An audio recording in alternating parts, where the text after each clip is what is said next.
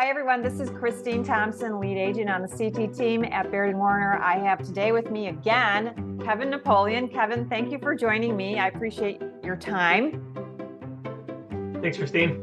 You're welcome, Kevin. So, Kevin, I would like you to, as much as you can, talk about clients coming to us. You know, I just met with a client Monday, and not full U.S. citizenship, but they want to explore getting a loan.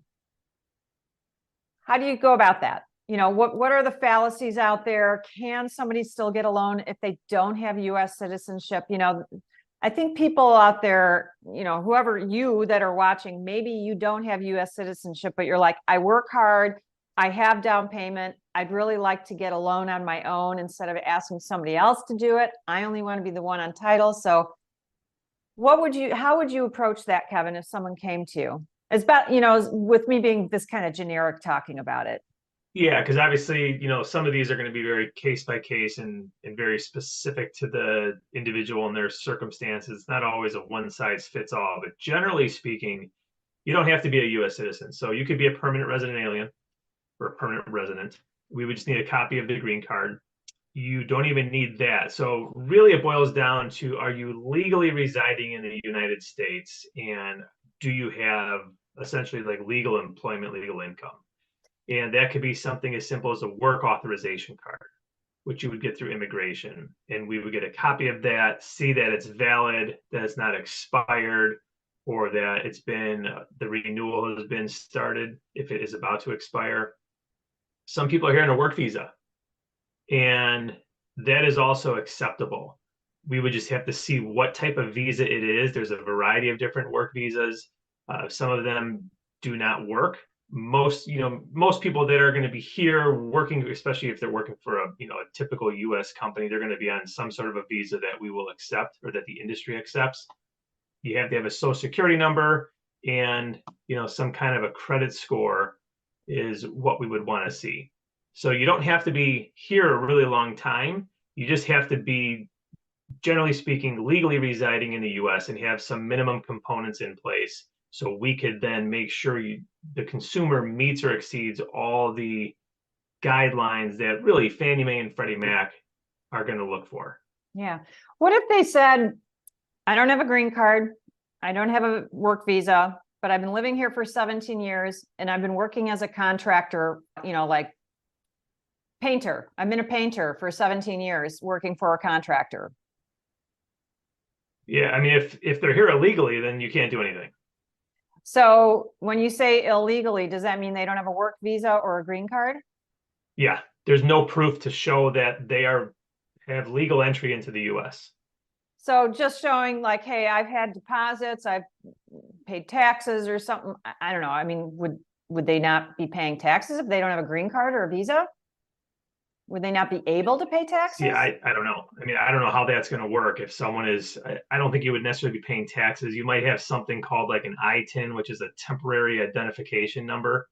Okay. And those are few and far between that you can get financing with that. And most organizations in this country don't issue loans if you don't have a social security number.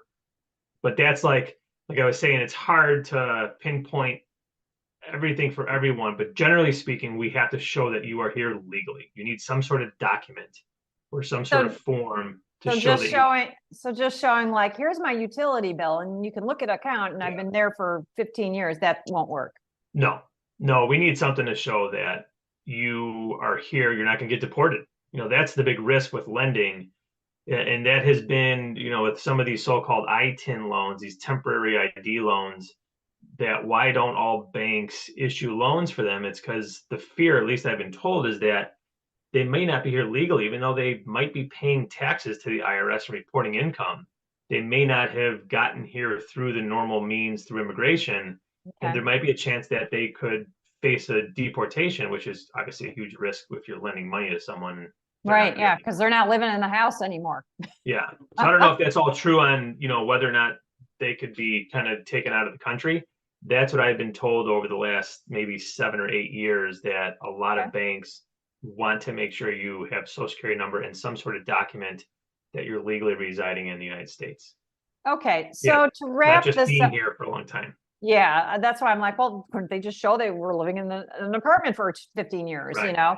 So wrap it up. What are the basic things that they probably are going to need in order to qualify to get any kind of loan?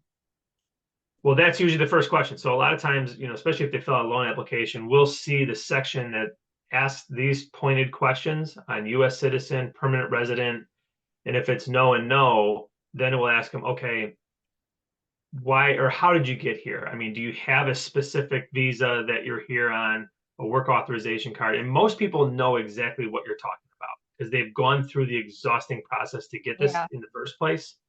So they know right away what it is. They've applied for a social security number. They have some sort of credit, US credit. They have some sort of history. And if for some reason they have very, very thin credit and just not a whole lot to go off of, that's when we can also introduce the idea of maybe getting a cosigner. If someone else can sign with you, now it doesn't cure everything because the cosigner has to be equally qualified or better because we're Sure. using their income and their credit. But that's one way to strengthen kind of what we call a thin credit profile. So Okay. someone that just doesn't have a whole lot of history and that doesn't have a lot of compensating factor. If someone truly is kind of what we consider a foreign national, where they have absolutely nothing whatsoever besides the fact that they are here legally, sometimes you can get these creative financing programs, kind of like, it's in the same category of like a bank statement loan if you're self-employed, like an outside the box type loan. Those could potentially exist, but those are very difficult. A lot of times they might need 10 or 20% down. You might need more documentation, just more validation to make sure that this particular person that may not have any credit history can still qualify. We see a lot of those maybe on more of a corporate relocation side where Yes. someone's being relocated from a different country to work for a big national US company. Right. Most of the time, if you're in that category, you're probably being catered through a relocation service that has a lending organization set up to handle exactly that. So it may not be a run of the mill loan program for the industry. It might be select to corporate relocation clients where maybe a big, large national bank will give them almost like similar to what you think like a personal loan, but it's Yeah. a mortgage loan, and they're going to hold that money on their books. They're not going to sell that off to Fannie Mae or Freddie Mac Right. because they have a contract with their employer in place. They know that person's good for the money. It just doesn't really jive with what the national lending guidelines call for. All So right. that's Well, more where it becomes a case by case. you bring up a good point. So if you're watching this and you are doing relocation and your company is offering a relocation package and a relocation department's involved, reach out to them and ask them if it is possible that they have a resource for you for lending, even though you don't have citizenship and you're having to be relocated to the US and you want to buy a home knowing you're going to be here for a good long time. Last question I have for you, Kevin, is let's say someone just got their green card or work visa. Can they now apply for a loan, or do they have to have it for a certain length of time? No, green card for sure. There's no questions about that. So you are good to go. If they just got a work visa, you should be fine as well. All right. Or They don't, employment so it doesn't have to authorization. be, they don't have to have it for like 6 months or a year. Like literally the day they got it, they can reach out to you and say, I'm ready to get a loan.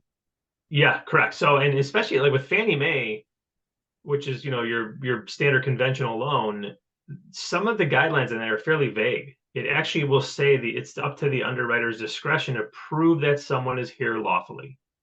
And that could be a variety of different documents we would look at. Okay. Whereas, FHA might be more of an exact guideline where you have to have an employment authorization card. It's got to be valid for the next 12 months. But it's usually fairly easy. We rarely come across people that just don't qualify because they're not here lawfully. Most people that are here hiding are not trying to also buy a house. Yeah, right. Well, I appreciate the information that you can give working under vague questions and circumstances that I'm presenting to you, Kevin. You've thrown out the terms Fannie Mae and FHA and all that. We're going to save that for another show. So if you're watching and you're like, what does he mean, Fannie Mae, FHA, Freddie Mac, Ginnie Mae, all that? I'm going to save that for another show. Good idea. Exciting stuff. So Kevin, thank you for your time. I appreciate it.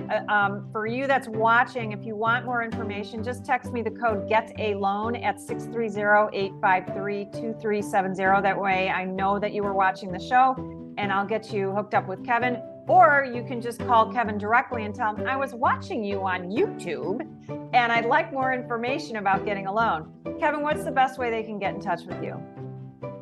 Best way is call or email, which is my phone number is area code 630-956-2648. And my email is kevin.napoleon@mykeymortgage.com.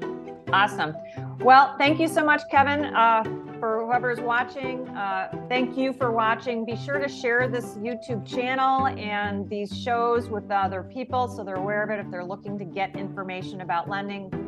Kevin's your guy, okay? Thank you for watching, Kevin. Thank you for your time, and we'll all see you in probably a couple weeks. You take care. Thanks, Christine. Thanks, Kevin.